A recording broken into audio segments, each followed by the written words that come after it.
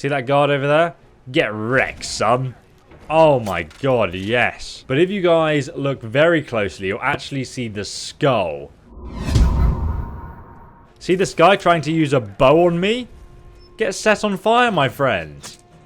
I'm like a fire mage now with a two-handed sword. What's up, guys? My name is ESO and welcome back to another episode of Skyrim Mods Weekly. Today, we're looking at the top 5 Skyrim weapon mods that you can download for both Skyrim Original and Skyrim Special Edition, and some of them are even on the Xbox One mods as well. Sadly, PS4 obviously misses out as usual because Bethesda doesn't actually allow any 3D assets on that game. But also, guys, if you like real life mods, check out this detected hidden reverse t-shirt you can get in the shop right now. I'll link it down below in the description for you guys to check out. It really helps support the channel as well, so I do really appreciate it. But now let's get into today's mod video. So in order to discover the forgotten artifacts, you first need to be able to summon the Dremora Merchant. If you guys don't know how to do that, there's a link to my guide in the video description. He's part of the base game in the Dragonborn DLC. He's actually going to stock these extremely rare weapon mods for us. So let's take a look, because he is selling us the Gozun, which is an extremely strange looking sword, but we're going to make it look even more awesome in a moment. So let's first buy it for 6,000 gold. Jesus, my speech skill has been increased. So after you have obtained the weapon, we can then go ahead and take it to the blacksmiths just here, and we can upgrade it to give it a awesome enchantment effect, which is really when this weapon starts to look cool. So in the Daedric category, we're going to find the Gozun. I think that's how you say it anyway. And as you can see, if you have 2 ebony ingots, the original sword itself, and 2 void swords, we can enchant this weapon. And now, as you can see, the weapon is enchanted and it looks insane. Now, we can obviously dual wield these, but we have to collect them from the Dremora Merchant every 2 in-game days. I believe he restocks his inventory. But we can get another red version, another blue version, and lots of other cool stuff like the two-handed version as well. But I really like the look of this weapon. It's so strange. It's literally just like a giant slab of rock and gold that's been like cut from it. So this is the two-handed variant of the weapon. It kind of looks like something out of Monster Hunter. Very jagged, like you almost took it off a dragon or something. But I think the weapon itself just looks incredibly cool and unique. I've never really seen anything like it, but I just love the effects, and the damage is insane, as you guys can see. My goodness, my favorite drinking buddy has been vanquished. Get wrecked, son. Get out of my way, guards of Whiterun. Oh my goodness, it just plows down everyone, as you guys can see, and it just looks incredible at night time as well. So in order to grab the second unique weapon on our list, we must come over here to the northeast from Markoth, just here to the Shrine of Periite. And once you reach this location, a nice little shrine to the Daedric god Periite. And if we come down here towards the amazing view, just to the north here, we'll actually find a secret little shrine hidden away to a dragon, where we're going to find the next mod on our list, which I'm very excited to share with you guys. And I mean, look at this view. You can see Solitude in distance just over there. But right here, on this platform, we're going to find DRAGONBLADE, which looks incredible and very cool and very, very over the top, I must say. Obviously, it's inside a slayed dragon's head as well, so let's pick that up. You can always sell it for 1,200 gold if you have no use for it. Now, as you guys can see, this is a one-handed blade, and some of you may recognize it from the game Dragon Quest, which is a pretty awesome game. But if we take a look, it actually burns the targets it hits for 25 points of damage. So it's effectively like a dragon itself. And then if the target dies within 10 seconds, it fills a soul gem as well. But what's really cool is that this item doesn't actually have any enchantments, so you don't even need to use the soul gems to re-enchant it. Not only is this sword dragon themed, but it also is super effective against dragons because power attacks against dragons apply dragon rend for 10 seconds. So if you basically hit a dragon with this weapon, it's going to stop them taking off. Now, as for the damage this weapon does, it has 16 base damage, which is, I'm pretty sure that's kind of on par with a Daedric sword. So it's not overpowered, but the 25-point flame enchantment and it being super effective against dragons does make it pretty goddamn powerful, to be honest. Not to mention in the hand as well, while it is a huge sword and could look pretty ridiculous, it actually does a pretty good job of kind of fitting in with your character and just looking really epic. Especially, I think if I was wearing ebony armor, it would just look insanely cool. But I'm actually a huge fan of this weapon. Just this angular appearance to it. Now, this is the 2K texture version. You can get a 4K texture version, which has obviously got double the detail in it. So let's take it out for a spin. Just below us is Dragon Tooth Crater, and you can see a bunch of scorch marks down there. So let's go and test this weapon out. Let's go, boy. Oh, wow.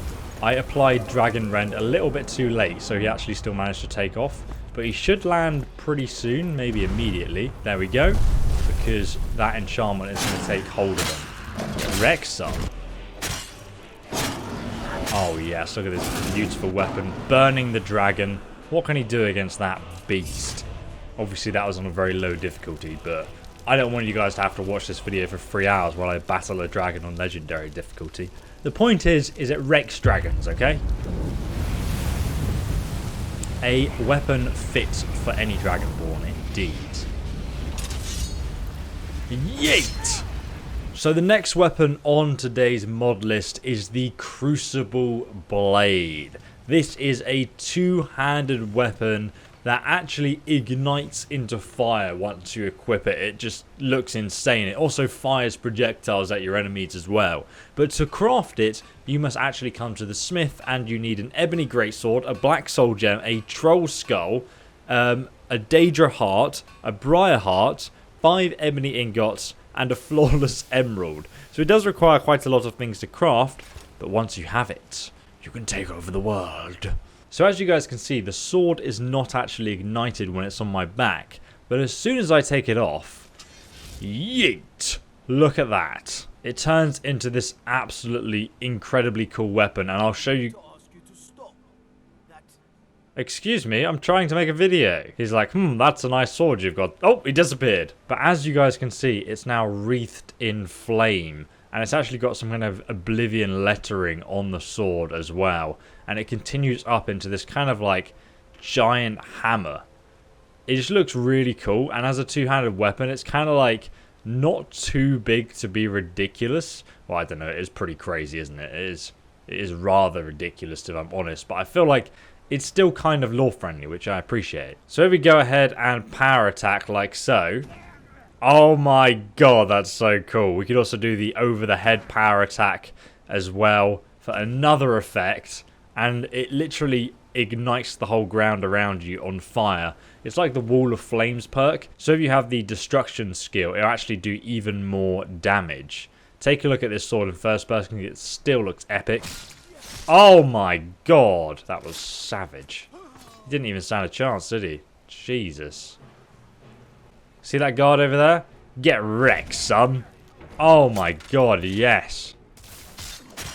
Oh, you want to battle me? I don't think so. So we can set everyone on fire. Oh my god, it's so powerful. This is ridiculously powerful. Jesus, my destruction skill has been increased to level 16. I'm not surprised. He's going to die of fire as well. See this guy trying to use a bow on me? Get set on fire, my friend. I'm like a fire mage now with a two-handed sword. It's like the ultimate spell blade kind of character build, isn't it? Get out of it. Get wrecked, son. Mate, what are you doing over there? Come back here. Boom. Good grief, this is disgustingly powerful. Oh, hello there, guard of Markath. He's running away. He knows. He knows. That was actually a good dodge. This man wants to live. Come back here. Oh my god. I literally knocked his shield out of his hand. He didn't stand a chance. Now you can put the weapon away, and as you can see, the enchantment disappears. Take it out again, it appears. Put it away, disappears. It looks amazing. I can never get bored of that. And I love that it's just covered in blood. Let's have a look at first person. Oh, that looks so cool when it ignites. Yeah, I'm just in love with this weapon. It looks insane. And I love the Oblivion lettering up the pommel of it as well, because that makes it look even cooler. So as you can see, if you read the description, it holds a flaming skull on power attacks that explodes on contact with enemies. Deals increasing damage if you have a look in the skill tree in the destruction skill. If we go into the augmented flames perk, we can increase it to plus 50% damage, and then an additional making targets flee once their health is low. So it really is very... I am in love with this sword. It's just so cool. Look how happy I am. Oh my god, I'm so happy. Happiest Khajiit ever. So now it's nighttime and you can't really see anything. That is not a problem though, because we have this sword. Oh my god, it just looks even cooler. Hey, who are you? I can't even see you. Get wrecked, son. We can fire out fireworks because it's November and Guy Fawkes nights. Oh, you Americans won't know what that is. We can even make our own fireworks. Look at that. Look at that. God damn. It's amazing. But if you guys look very closely, you'll actually see the skull that you otherwise can't see, but it comes out of the weapon once you fire the projectile from it. And the blade itself just looks insanely cool. I love it. At nighttime, you can really start to see the Oblivion lettering. I have no idea what this says. Maybe my local Daedra can translate it in the comment section for me. But yeah, massive fan of this weapon. And now we have mod number 5, which again can be crafted at the smith, and it is Daedric in quality. So we're going to scroll right down to the bottom, and here we're going to find LILITHS SICKLE, and this is basically a giant scythe that's been added to the game. Whether you use two-handed weapons, one-handed weapons, you can like dual wield them, or you can also have a scythe dagger as well, which looks pretty sick, and I'll show you that in a second. So starting out, we have the one-handed versions, and as you can see, there are different options that you can craft, and I've chosen to go with one backwards wielding and one forward wielding. So it just looks wacky, to be honest with you. Then if I go power attack here, you just see it actually works really well, especially in first person when they're both forward facing. I mean, I feel like I'm farming some crops, but I'm also doing some butchering at the same time. If you also look at the running animation, you kind of hold it behind your neck. It's like you're about to slash someone with it. So I really do like that as well. Next, we have the giant scythe, which, as you can see, is rather ridiculous in its size. It does look a little bit better when you actually hold it, but it's still very much an oversized weapon, though, if we take a look at how good it is. Yeet! Oh my god, mate. You just don't stand a chance.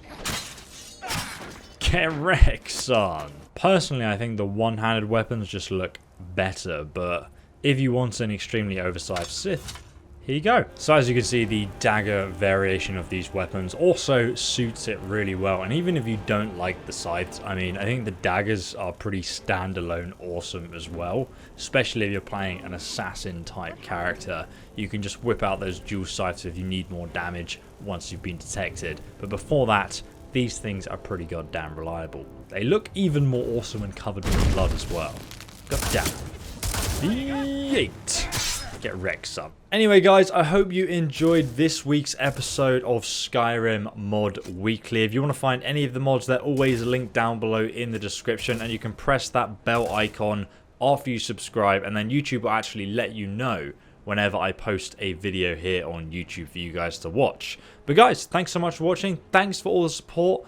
And I just want to say hats off to you guys, because loads of you have been supporting me on Patreon recently, which massively helps me out with the channel. And I've got some cool videos on the way, so I'm excited to share them. But I really hope you guys have a fantastic rest of your weekend, and I will see you in the next video. Goodbye.